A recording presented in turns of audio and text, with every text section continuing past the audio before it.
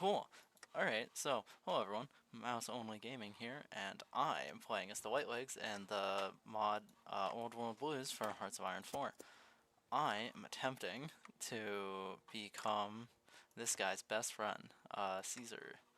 So, in order to do that, we gotta annex the Timekeepers, the 80s, the Tar Walkers, New Canaan, the Sorrows, the Dead Horses, and then the exiled New Canaans. Oh, and the Crazy Horns.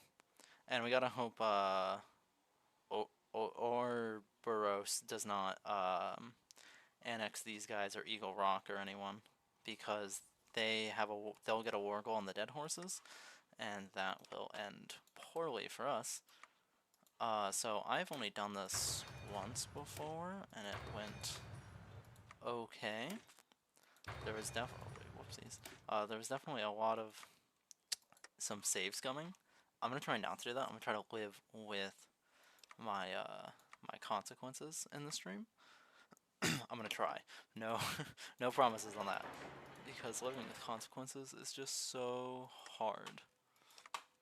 Small disclaimer: I am bad at the game, so yeah.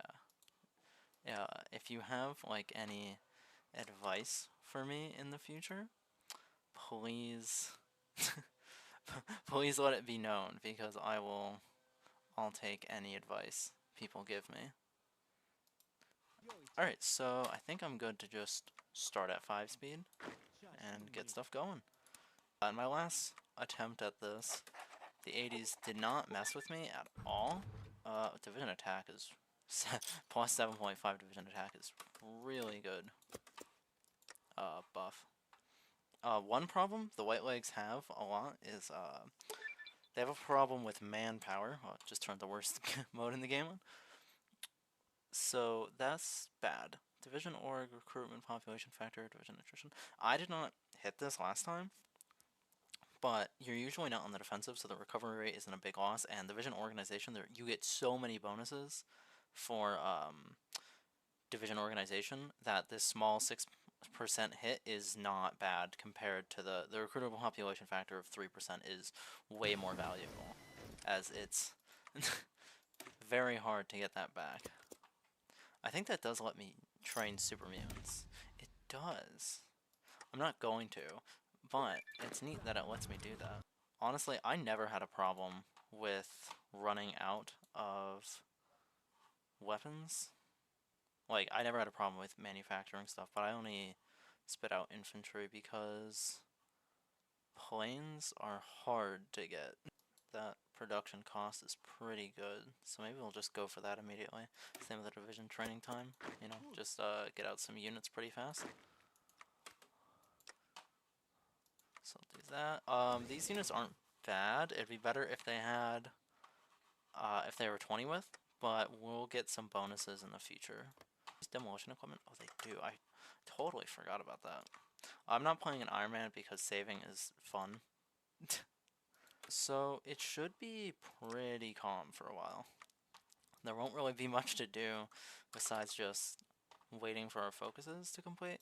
You could do spy agency. I didn't in the last time I did it because you don't really need, actually, it would be useful for the NCR, because what I did last time was I cut my way through all of this stuff, like Nevada and stuff, and in the last game the NCR had annexed New Reno, so I had a border with them, and I invaded them from there, which went very well. I pause a lot because I'm very bad at the game, so prepare yourself for that. Oh, nope, can't do that. Work as needed seems to be better. I could be completely wrong. I wonder if it lets us justify. No, that's too. I was curious on how long that might take us. So show us with gifts. If we promise to work towards the end of Utah, we shall. No warriors. Yeah, we're gonna do this. So there's like 3 paths for the Whitelegs. We're going down Caesar's, their puppet pretty much. We don't get puppeted, but there are better paths. Like this one is way better. Salt upon the earth. I don't really see it a lot, and it's basically just independent. it's not what happens in the games, really. Kind of? Yeah, no, I don't think so. I haven't really, well, I have played Fallout New Vegas. I haven't really listened to the dialogue in Fallout New Vegas all too much. And I know that's, like, evil, because, it has a lot of dialogue, but I don't really care too much about it, honestly. So I just got the research advisor, so we're going to go for asymmetrical because it's the best for them, because we're still tribals and stuff. We get a bunch of bonuses for that, and also, maybe it's just my opinion, but the asymmetrical warfare doctrine seems really good. Like, really good for just, like, all infantry, and I might try it out with, like, a more civilized nation, like a country with more tech, just to see if it works. It probably will go horribly. So I am going to avoid the tribal tech tree for a bit, just because of that caps income, and it's nice to have that caps income for now, even though we don't have a trading hub. I also do not understand the economy.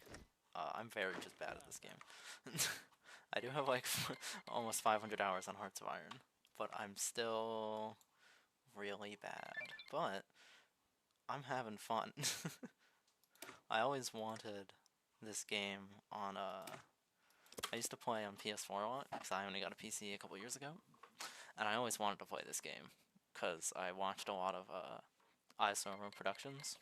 He was, actually, yeah, pretty much him. I was going to say Alex the Rambler, but he was never really my cup of tea. But yeah, I know that I'm not, like, using hotkeys, but that's, I'm actually going to save, speaking of. And that's because I have a problem with my arm. So, like, channel is called Mouse Only Gaming. So I'm pretty much only going to be using a mouse, if I can help it. Or, like, there will be some games that I can just play with my left hand, but I can't really use my right hand for a lot of, like, precise things. So, there are a lot of games that I cannot play. I really wanted to get RimWorld, because I think it's mouse only. I think you only need a mouse, but it's really expensive. But maybe I'll cave. It's on sale right now for like $27, and people were talking about, oh yeah, I'd buy it for $100, because like if you want all the DLC, it's around $100. But I don't know if I can afford that. College is expensive, and not being employed for several months is also expensive. 100 political power. I should have been researching doctrines this whole time. Oh well. So this guy is actually insanely good. The negative 20% experience soldier losses is it's crazy how well that is. But we're gonna save up for our economy laws first, because we're not gonna be at war for a bit here. I'd like to get these done before we go to war. And I like this one just because it gives me it gives me 2 civs. So it's not bad. And this one, it does give you civs too, I think.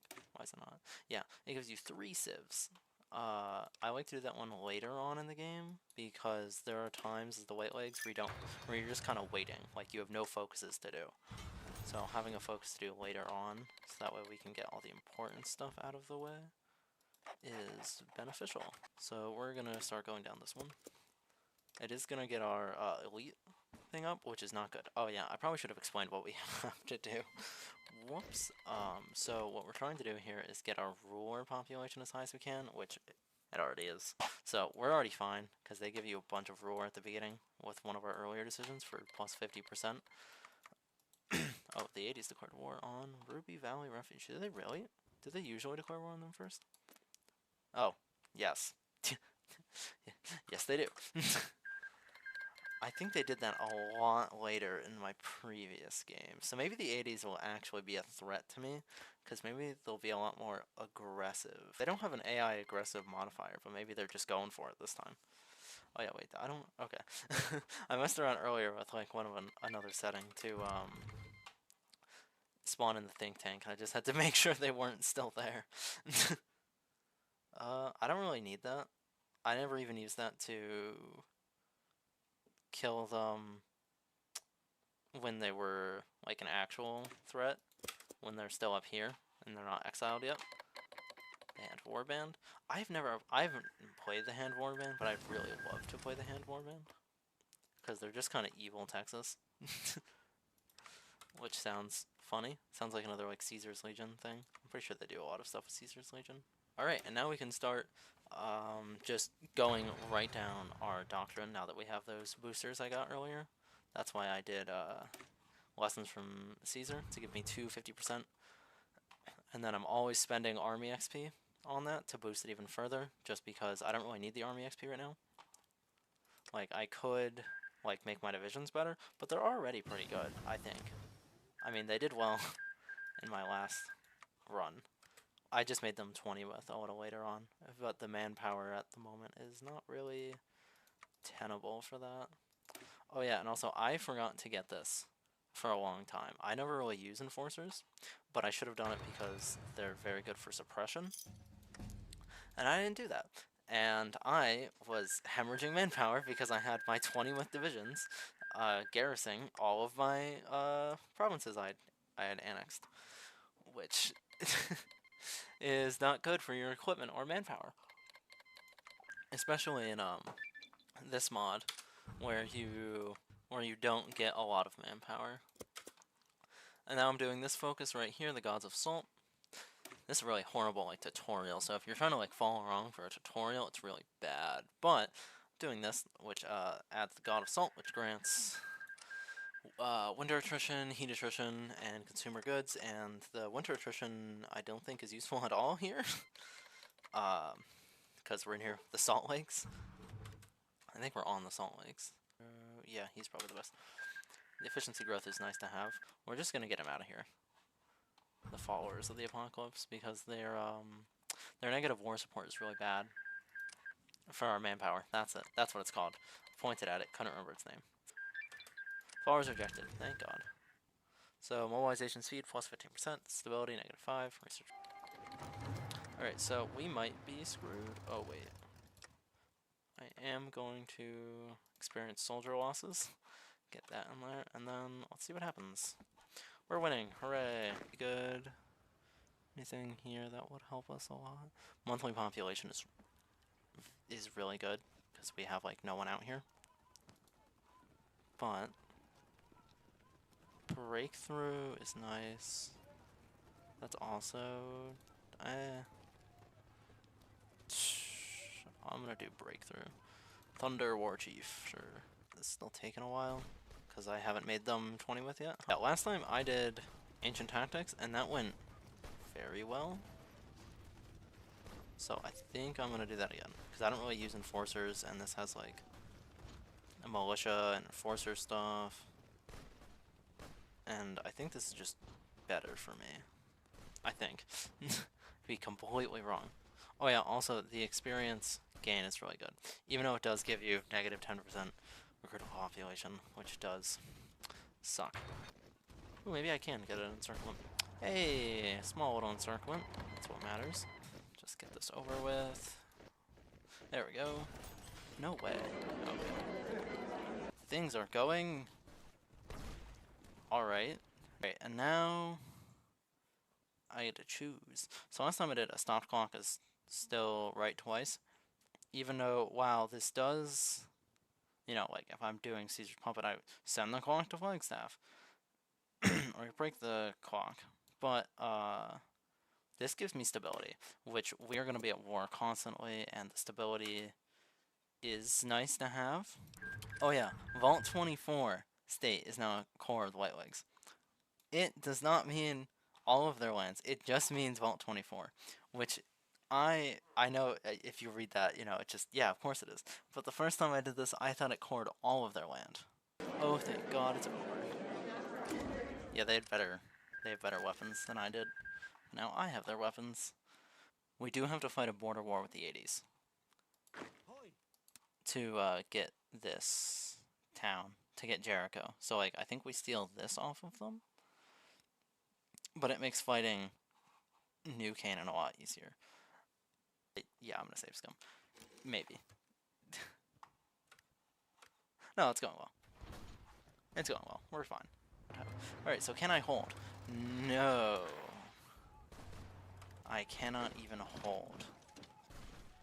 Can they make that in time? Please make that in time. Please make... Oh my God. They're kicking my ass. Please, please, please. Alright, another one there. Alright, maybe I do a nice last stand. You know, the win button, which I might still lose against. So, there is one great thing about them. They don't have a lot of manpower. Yeah, they only have 400 manpower left. So, I could do the long haul and attempt to just drain their manpower. So, I also have a very limited amount of manpower. So, this war is usually the one that causes me to change my conscription law. Because New Canaan is a tough fight. And I just realized what they're about to do. I'm so screwed. Can I pin them before that? Okay, I was able to get a division in there. Maybe I can push. I can! Hooray. This is nice. This is a good encirclement. That's nice. Good job. Grand battle plan. Oh my god, take New Canaan, take New Canaan, take New Canaan. Take New Canaan, take New Canaan, take New Canaan. Oh my god, I missed New Canaan. It's that tiny little thing right there. Yes! Alrighty, so now they get to go to here. Canaan in Exile. Which, embarrassingly, I didn't know about for a while. I couldn't find them on my first playthrough. Alright. Let's see how this goes. They're pushing me there, but I'm pushing them there. I do need to make sure, though, that they don't just, like... Yeah, alright. I get afraid because I don't want all of them to just run and immediately get encircled. Oh, wait. They have... What? They just hanging out, I guess. They're observing the battle. They're hanging up on the hills with their picnics, like people did in the Civil War. And also soon it's wartime, right? I think, like, yep, the 20. Okay, or you know, just break the truce, I guess. Of how, as I said that, they declared war on me. Hey guys, you're 19 days early, and that's just awesome. As soon as I set that up, really? And we finally annexed. And that's just awesome. As soon as I set that up, really? Canaan Exile and all their great best buds.